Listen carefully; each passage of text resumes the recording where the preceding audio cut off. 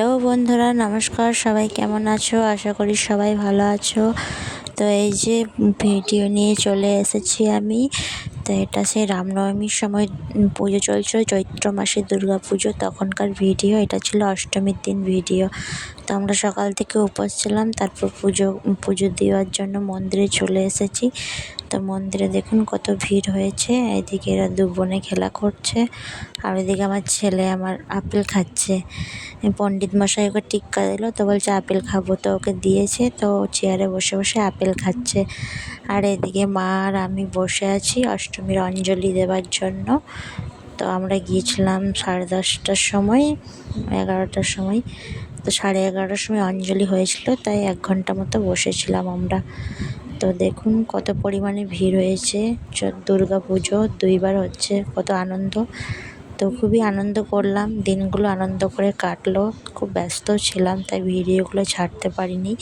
তো এখন ছাড়লাম। তো সবাই পুরো ভিডিওটা দেখে নেবেন, দেখে একটা কমেন্ট, একটা লাইক করে দেবেন। সবাই পাশে থাকবেন। তো সবাই বলো দুর্গা মাই জয়।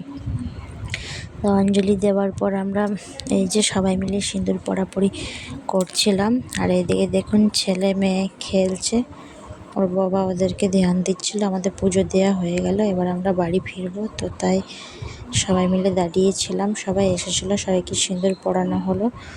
আমিও পরিয়ে দিলাম, ওরাও আমাকে পরিয়ে দিল। তো সেগুলো আর ভিডিও করা হয়নি।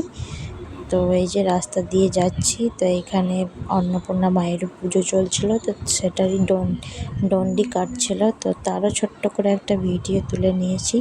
অন্নপূর্ণা মায়ের ভিডিওটা তো আমি আগেই ছেড়েছি, সবাই দেখে নিয়েছো। তো আমরা রাস্তা দিয়ে যাচ্ছিলাম, তো দেখলাম ডন্ডি কাটছে, সেখানেও পুজো হচ্ছিলো। তো ছোট্ট করে একটা ভিডিও বানিয়ে নিলাম।